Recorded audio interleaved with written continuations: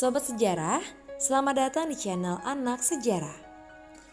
Sejak zaman pemerintahan kolonial Belanda, kota Jakarta yang dulu bernama Batavia telah dinilai padat dan panas sebagai tempat bermukim.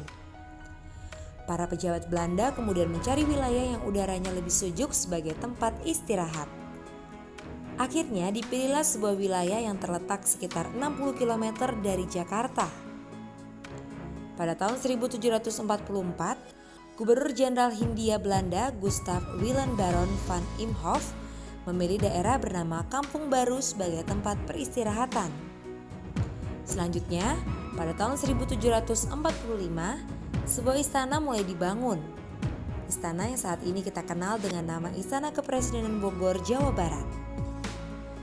Baron van Imhoff tidak hanya memilih lokasi, tapi juga menentukan desain bangunan istana. Ia merujuk pada arsitektur bangunan Blenheim Palace yang merupakan kediaman Duke of Marlborough di Oxford, Inggris.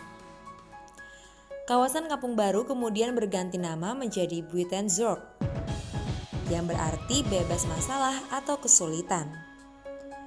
Pembangunan Istana Bogor semakin bernilai strategis karena pada masa itu juga dibangun Jalan Raya Tanah Jawa yang dipelopori Gubernur Jenderal Willem Daendels. Dengan adanya istana dan jalan raya, maka kawasan Buitenzorg terus berkembang. Adapun Baron van Imhoff yang lahir di Leer, Frisia Timur pada 8 Agustus 1705, ia meninggal di Batavia 1 November 1750 pada umur 45 tahun. Baron van Imhoff tercatat sebagai Gubernur Jenderal Hindia Belanda yang ke-27. Ia memerintah antara tahun 1743 sampai dengan 1750. Van Imhoff dikenal sebagai orang yang kebijakannya mendorong Pangeran Mangkubumi untuk memberontak melawan Susuhunan Pakubuwana II, peristiwa yang mencetuskan Perang Tahta Jawa ketiga pada tahun 1748 sampai dengan 1757. Perang ini berakibatkan perpecahan Kerajaan Mataram Baru menjadi Surakarta dan Yogyakarta.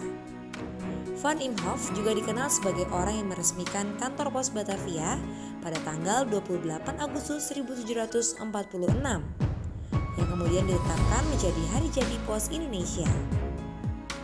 Demikian ulasan Anak Sejarah.